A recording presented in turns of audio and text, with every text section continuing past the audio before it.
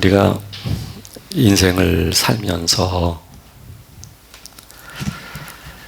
인생을 살 수 있는 동력이 없다면 우리의 삶은 절망스럽고 무기력해지게 될 것입니다. 그래서 사람마다 동력이 있어요.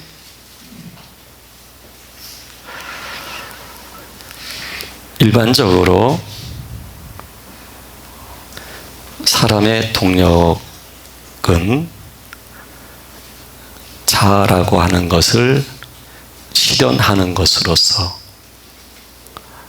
얻게 되어지고, 그 자아를 실현할 수 있게 됐을 때 성취감이 삶에 동력을 주고, 그래서 사람은 즐겁게 행복하게 살아가는 것입니다. 그래서 자아를 실현하기 위해서 많은 사람들은 많은 노력을 하고 있지요. 자기를 개발하거나, 그래서 충분히 성공할 수 있는 어떤 동기를 만들죠.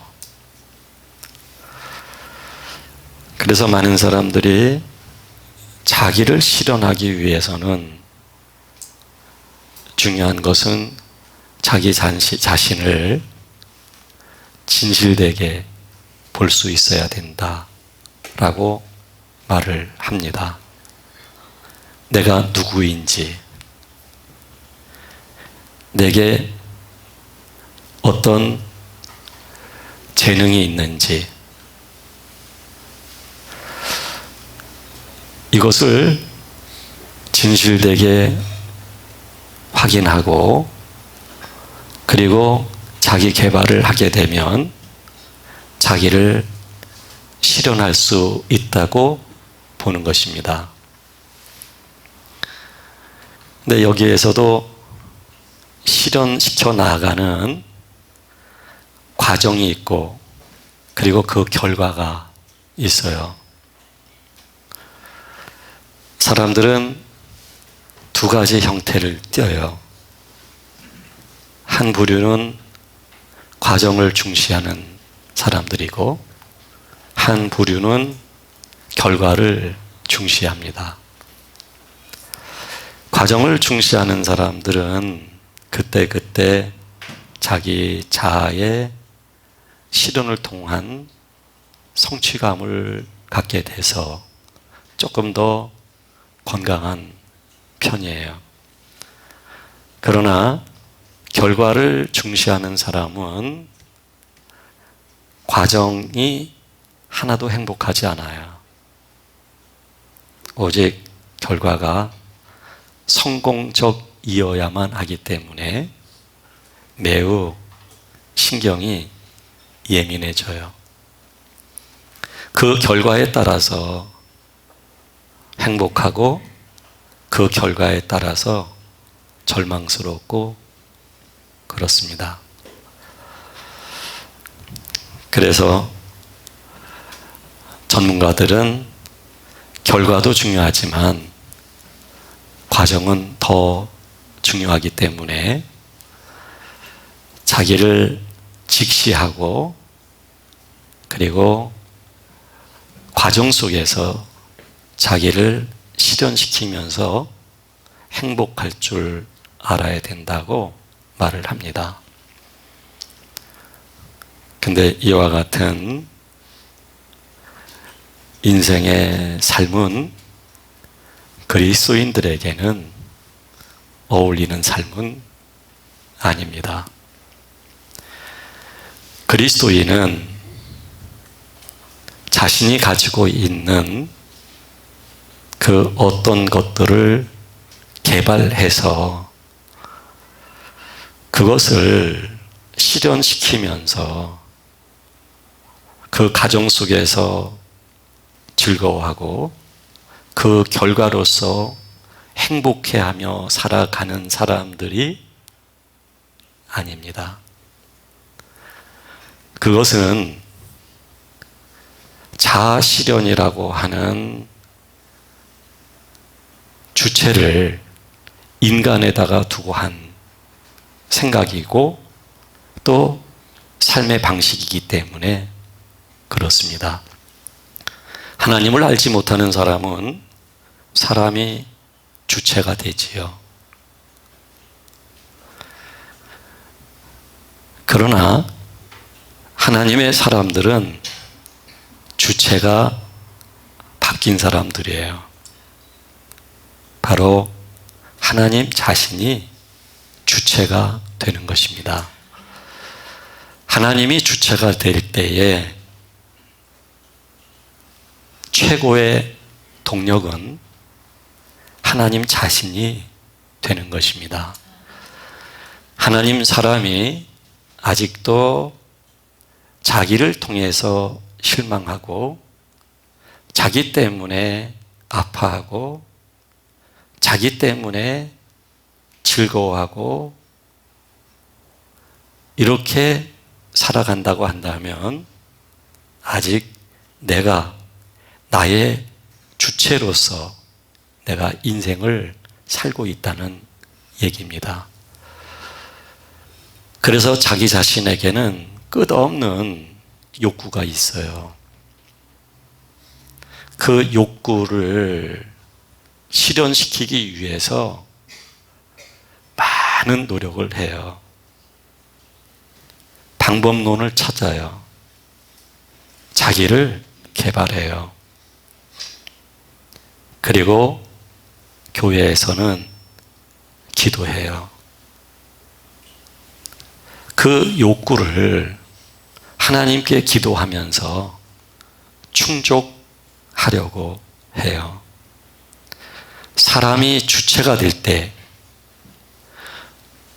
동력의 원인이 자기 자신일 때 이때는 그렇게 인생을 살아갈 수밖에 없고 그렇게 믿음을 이해할 수밖에 없는 겁니다. 이 사람은 행복하기 참 어려워요. 항상 원망이 생기고 불만족해요. 그리고 그 불만스러운 원인이 나하고 함께하는 사람에게 있다고 보는 거예요. 환경에게 있다고 보는 거예요. 그 원인에 대한 책임을 전가하는 거예요. 주체가 자기인 사람은 자기를 사랑하는 마음이 넘쳐요. 자기를 애착하는, 자신에 대하여 집착하는 마음이 커요. 그리고 자기가 자기로서 살아가는 거예요. 그러니 행복할 수가 있겠습니까? 하나님을 믿고 있지만 엄격히 말한다면 하나님을 믿는 게 아니라 자신의 욕심을 믿는 것이죠. 하나님을 믿는 목적이 자신의 욕구를 충족하기 위한 수단으로 믿는 것이죠. 하나님께 나와 예배 드리는 이유가 자기를 실현하기 위해서 예배를 하는 것이죠. 자기의 실현을 통해서 기쁨을 얻어가는 사람은 결국 자기가 주체인 사람이고, 자기가 주체인 사람은 하나님을 믿는 자리에 있다 할지라도 진정한 하나님의 사람이라고 이렇게 말을 할 수는 없는 거예요. 하나님은 우리들을 하나님이 갖고 계신 엄청난 권능의 힘으로, 그리고 하나님의 그 높은 권위의 위력으로 그냥 행패를 부리시면서 우리의 주체라고 하는 권리를 마구 빼앗아 가려고 하는 분이 아니에요. 하나님으로부터 분리되어진 이탈한 우리는 타락한 존재가 되어버리고 말았고, 타락한 사람은 자기 자신에 대하여 스스로 주체를 가지고 스스로 권리를 행사할 수 있는 힘이 없는 거예요. 그 힘을 발휘하면 발휘할수록 죄를 짓는 것밖에 없어요. 그리고 자기를 말하는 것밖에 없어요. 그래서 하나님께서는 우리를 하나님의 사람으로 부르시는 것이죠. 하나님의 사람으로 우리를 부르신다는 말씀은 뭐냐면, 이제 더 이상 사람이 사람으로 살아가는 주체적 존재가 아니라 사람이 믿음 안에서 하나님의 거룩함을 쫓아 살아갈 수 있는 주체가 하나님이 되어서 하나님이 보호하시고 하나님이 인도하시면서 우리들을 하나님의 성품에 참여할 수 있도록 인도하시는 것입니다.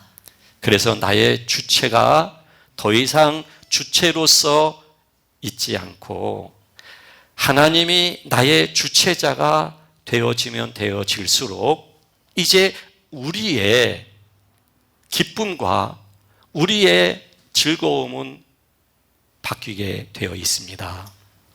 자기를 실현해서 세상 것을 소유하고 좋은 것을 거머쥐는 것으로서 우리는 기뻐하고 행복했던 사람들이었는데, 심지어는 하나님을 믿으면서도 세상 것을 소유하고 성공하기 위하여 기도하면서 하나님이 목적이 아니라 수단으로 살아왔는데, 이제는 하나님의 성품이 내게 묻어질 때마다, 하나님의 마음이 내 안에 주어질 때마다, 내가 그리스도 예수 안에서 의와 진리의 사람으로서의 변화가 있을 때마다, 또 변화되어진 사람으로서 살게 될 때에 주어지는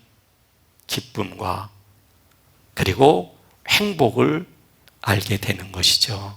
그게 바로 하나님이 주체자가 되고 하나님이 동력이 되어 살게 될 때에 우리의 삶도 바뀌게 되어지며 우리의 삶의 목적도 달라지게 되며 우리의 즐거움과 우리의 기쁨도 달라지게 되는 것이죠. 오늘 다윗은 많은 성과가 현재 있게 됐습니다. 이스라엘의 왕이 됐어요.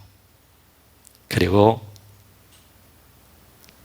전쟁에 나갈 때마다 이겼어요. 이제는 이스라엘을 제외한 많은 이웃 부족부터 시작해서 나라들까지도 다윗을 두려워하게 됐어요. 지금 다윗은 환경적으로 또는 자신의 신분의 상승이라고 하는 측면에서 볼 때에 다윗은 너무나 많은 것이 달라지게 됐고, 그 달라진 그 모든 것들이 참 감사하게 되어진 것이죠. 그래서 자신이 백향목으로 지은 궁궐에 거하는 게 몹시 불편했던 거예요. 하나님께 송구스러운 마음이 생기는 거예요.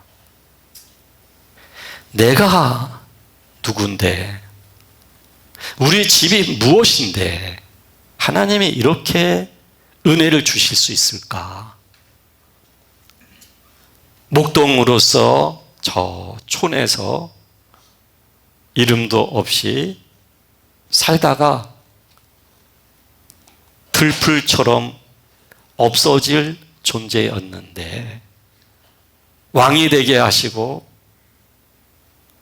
많은 위기 속에서 건져주시고 큰 땅을, 그리고 많은 이스라엘 백성들을 거느릴 수 있는 권력자가 되게 하신 게 너무나 감사한 거예요. 그래서 자신만 백향목 궁궐에 거하는 게 너무 불편했어요. 하나님의 성전을 짓고 싶었던 것이죠. 그러나 하나님은 이런 지하에 그 성전을 원하지 않는다고 말씀하십니다. 이스라엘 백성들이 출애굽을 할 때에 그 장막 속에 내가 이스라엘 백성들과 함께 했다고 말씀하십니다. 이스라엘 백성들이 고생하고 아파하고 절망하고 위기 속에 있을 때에 하나님은 항상 함께 했다고 말씀하십니다. 그리고 그 이스라엘 백성들의 그 어느 지파에게도 나의 집을 지어 달라고 내가 말한 적이 없다고 말씀을 하시면서 이런 제하에 거절을 하시는 것입니다. 그러자 다윗의 마음이 더 송구스러웠던 거예요.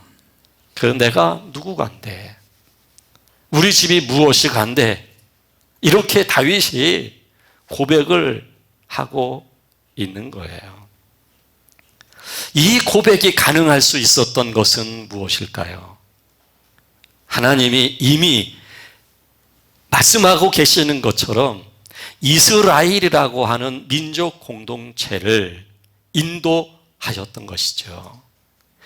이스라엘이라고 하는 민족 공동체를 하나님이 다루시면서 떡으로만 사는 것이 아니고, 사람의 힘으로 사는 것이 아니고, 오직 하나님 아버지에 의해서 산다는 것을 그들에게 알려주셨거든요. 다윗도 골리앗을 쓰러뜨릴 수 있었던 것, 사울로부터 온갖 위기 속에 있었는데도 불구하고 오늘까지 생명을 유지할 뿐만 아니라 사울을 폐위하시고 그리고 이스라엘의 왕이 될 수 있었던 것, 모든 전쟁에 나가서 승승장구할 수 있었던 것, 이 모든 것들이 하나님이 하신 일이라는 이야기죠. 즉 지나간 시간 속에 지금 뭐가 있는 것이냐면 하나님의 일하심이 있는 거예요. 하나님의 역사가 있으신 거예요. 하나님께서 하나님의 일을 이루어 가시는 그 역사가 있었던 거예요.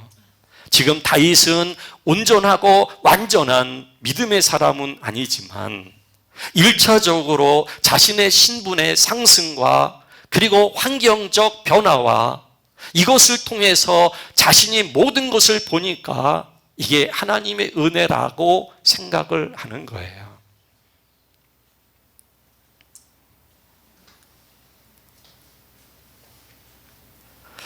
여러분, 지금 내가 갖고 있는 것이 얼마만큼 됐든 이건 기적이에요. 우리는 너무 작다고 불만하죠. 못 살겠다고 말을 하죠. 근데 지금 그만큼 사시는 거 기적입니다. 옛날에 왕들도 누리지 못했던 문화적이고 문명적인 것을 여러분들은 누리고 있어요. 옛날의 왕들은 빠른 시간에 안락하게 긴 거리를 이동할 수 없었어요. 에어컨 틀고 음악을 들으며 우리는 이동하고 있잖아요. 옛날 왕들은 한여름철에 더워서 그 더위를 어떻게 극복했는지 몰라요. 요즘은 에어컨 없는 집이 없잖아요. 옛날 왕들은 일일이 인편을 통해서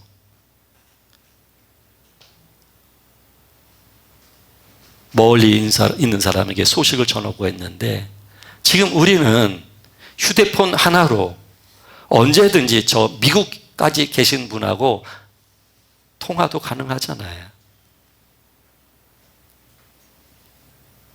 휴대폰, 스마트폰 하나로 세상이 어떻게 돌아가고 있는지, 미국이 어떻고 유럽이 어떻고 시리아가 지금 어떠하고 한반도의 지금 상황이 어떠하고 실시간대로 우리가 확인하고 있잖아요. 아프면 병원에 가서 치료를 받을 수 있잖아요. 빚을 지고 가서 치료를 받는다 할지라도 어쨌든 또 치료가 되잖아요.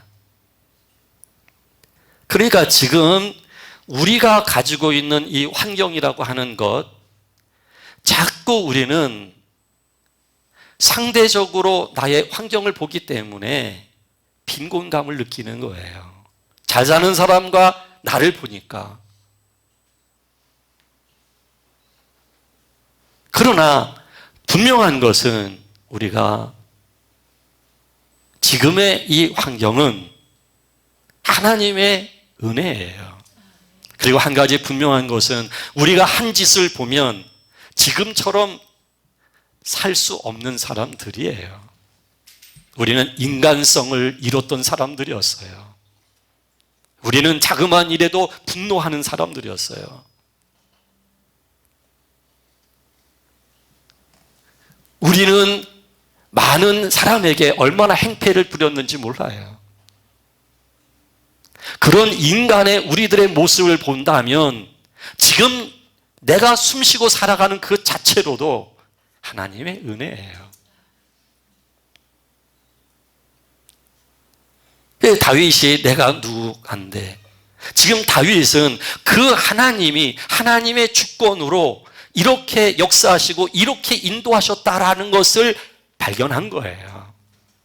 다윗은 지나간 시간 속에서 하나님의 역사를 보니까 이게 하나님이 하신 일이라는 것이 그냥 몸소 경험되어진 거예요. 즉 다윗에게 있어서의 동력은 더 이상 자신이 아닙니다. 나의 능력과 나의 끊임없는 성실한 삶이 오늘에 이르게 했다고 보는 게 아닙니다. 모든 것이 하나님의 은혜요, 하나님의 역사요, 하나님의 인도라는 사실을 다윗은 알고 고백하는 겁니다. 믿음은 이렇게 시작을 합니다.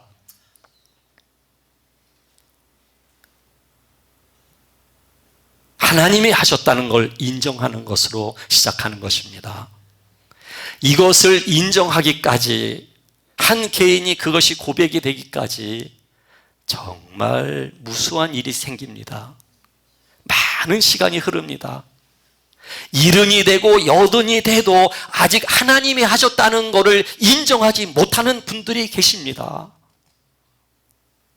교회를 다녀도 하나님이 역사하시고 은혜를 주셔서 내가 오늘 이렇게 됐다라고 말하는 사람이 있다 할지라도 그것이 나의 내면에서부터 진심으로 우러나오지 못하는 사람들이 있습니다.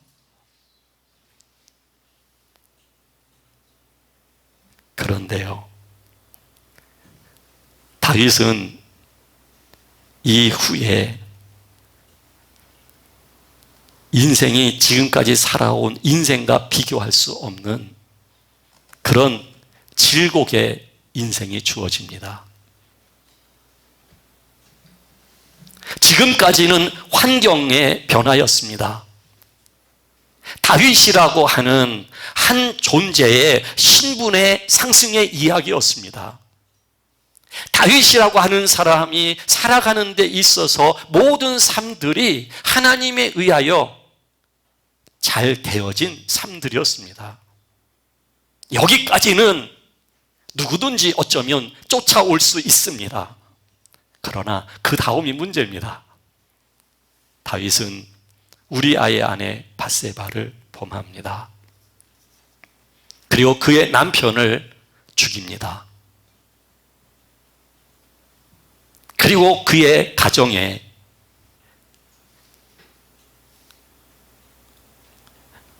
엄마가 다른 오빠가 누이 동생에게 못된 짓을 합니다. 그리고 그 누이 동생과 같은 어머니인 오빠가 그 형을 죽입니다.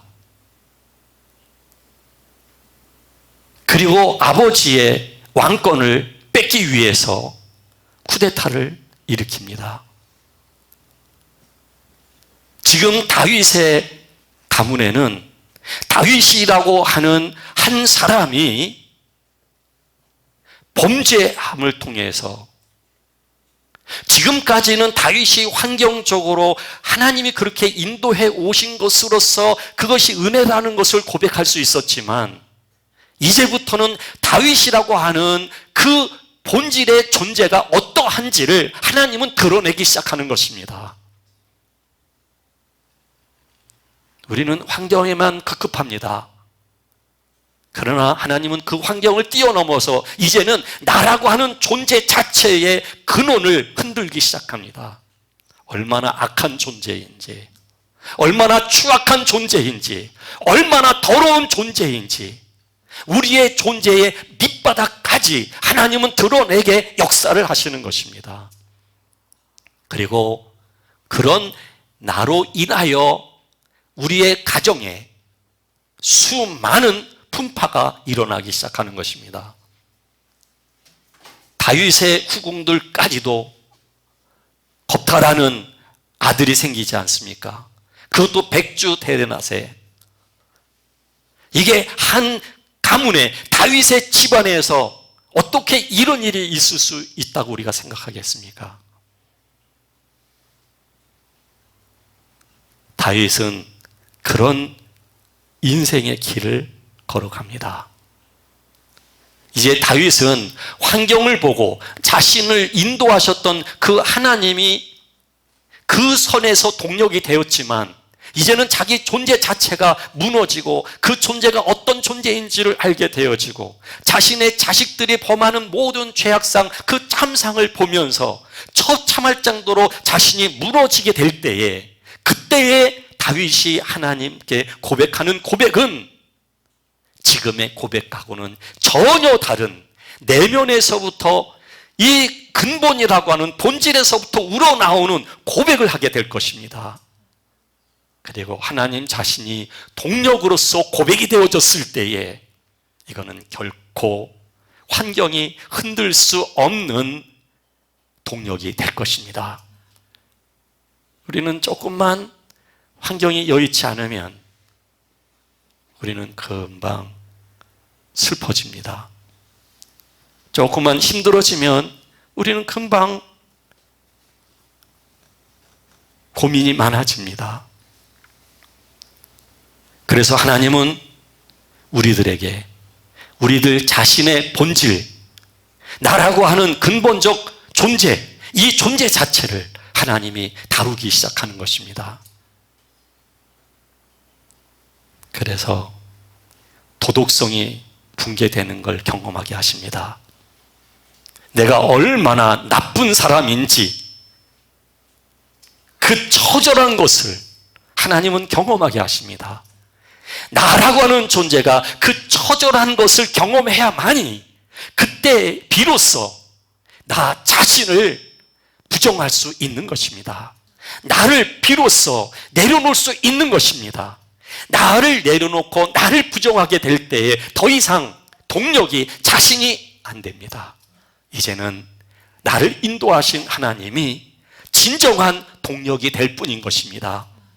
그래서 환경이 조금 어려우고 몸에 질병이 온다 할지라도 나의 최고의 동력이 하나님 자신이기 때문에 그 환경 때문에 내가 절망하거나 그 환경 때문에 내가 흔들리거나 어떤 아픔 때문에 내가 괴로워하지 아니하고 오히려 독수리와 같이 창공을 휘나르면서 그리스도 예수 안에서의 풍성함을 누릴 수 있는 사람이 되는 것입니다. 이게 믿음이에요. 하나님은 그렇게 우리를 인도하시기를 원하시는 거예요. 환경이 여러분들의 동력이 아니기를 바랍니다. 세상의 어떤 조건들이 여러분들의 동력이 아니기를 바랍니다. 심지어는 여러분들 자신이 여러분들의 동력이 아니기를 바랍니다. 여러분들의 잘생기고 예쁜 외모가 여러분들의 동력이 아니기를 바랍니다. 거울을 보면서 예쁜 자신의 모습을 볼 때에 오는 그 즐거움, 그리고 그렇게 10년이 가고 20년이 가게 됐을 때 나를 인식하는 그 인식이 달라지게 될 것입니다. 그러면 나의 삶의 즐거움의 동력은 나의 외모로부터 오는 것입니다.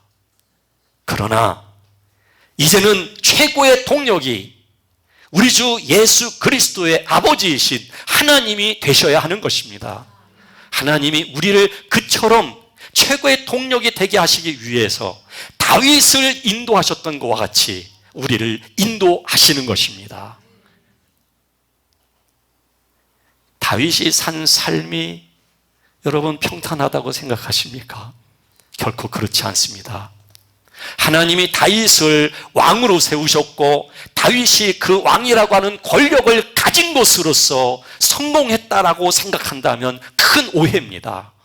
하나님은 다윗을 이스라엘의 왕으로 세우시고 다윗은 그 최고의 권력의 자리에 갔기 때문에 위대한 고백을 할 수 있는 사람이 된 게 아니라, 왕이라고 하는 것은 세상을 다스리는 권력이 아니라 이 왕이라고 하는 것은 자기를 다스리는 왕입니다. 죄를 다스리는 왕입니다. 세상을 다스리는 왕이며 마귀를 다스리는 왕입니다. 그것들에 의해서 결코 흔들리지 않는 왕, 그것으로부터 자유한 사람이 바로 왕 같은 제사장이 되는 것입니다. 하나님은 우리를 그렇게 왕 같은 제사장으로 세우는 것이 목표인 것입니다. 자기로 행복해하고 자기로 절망하지 마십시오. 그리고 자기가 동기가 되어지고 자기가 과정의 동력이 되어지고 그리고 얻어진 결과로서 행복해하고 절망하는 그런 사람들이 되지 않기를 바랍니다. 하나님의 지금까지 인도하심은 우리들 자신을 스스로 포기하게 만드시는 것에 있고 우리를 주 예수 그리스도 앞에 부인하도록 만드시는 데 있으며 이것을 통해서 하나님의 사람으로서 우리를 회복하는 게 하나님의 우리를 인도하심의 손길이었던 것입니다. 지금 내게 어떤 일이 있다 할지라도 그 일이 나를 몹시 슬프게 하고 그 일로 인하여 내가 몹시 고통스럽다 할지라도 절망스럽다 할지라도 하나님은 우리의 동력을 바꾸시는 작업을 하고 계시는 것입니다. 하나님 자신이 우리의 동력이 되시기 위해서 역사하시는 것입니다. 오 하나님, 내게 있어서 가장 큰 기대는 하나님 자신입니다. 나는 하나님께 드려진 온전한 자녀가 되는 것이 나의 소원입니다. 하나님의 온전한 자녀가 되기 위하여 이 땅에서의 실패도 두려워하지 아니하며 고통도 기꺼이 받아들이겠습니다 라는 고백이 우리들의 고백이 되어야 할 줄 믿습니다. 기도하겠습니다.